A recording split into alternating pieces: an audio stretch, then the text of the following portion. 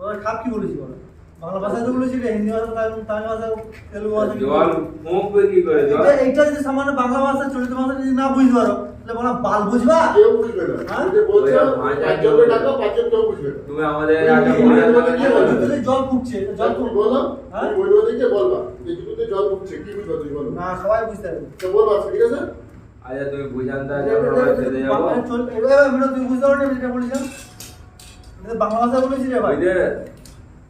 হ্যাঁ তারপরে বলে যে জল কথা বাংলা ভাষা অন্যরকমই আছে, সেটা একরকম না। বুঝতে পারবে? তাহলে বাংলা ভাষা অন্যরকমই আছে।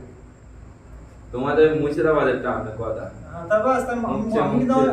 আমি যেটা বলেছি সেটা আমি মুর্শিদাবাদ বুঝলাম। বুঝতে পারবে না, আরেক করে বুঝবো। তাহলে আবার সেটা আবার রিপিট করা বা খুব ধরা এর কোনো প্রয়োজন পড়ে না। তুমি তা তো ওটা জল জল ফুঁকছে তাই কি হিসেবে তো ফুঁকছে তো আমি তো বুঝতেই পারছি না।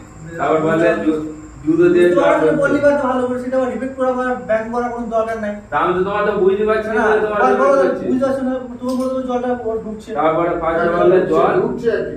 জল তারপর কি জুতো দিয়ে জল পড়ছে। লাগতেছে। যা বলো অতিময়, হ্যাঁ ঠিক আছে। না, বলো তো, হ্যাঁ।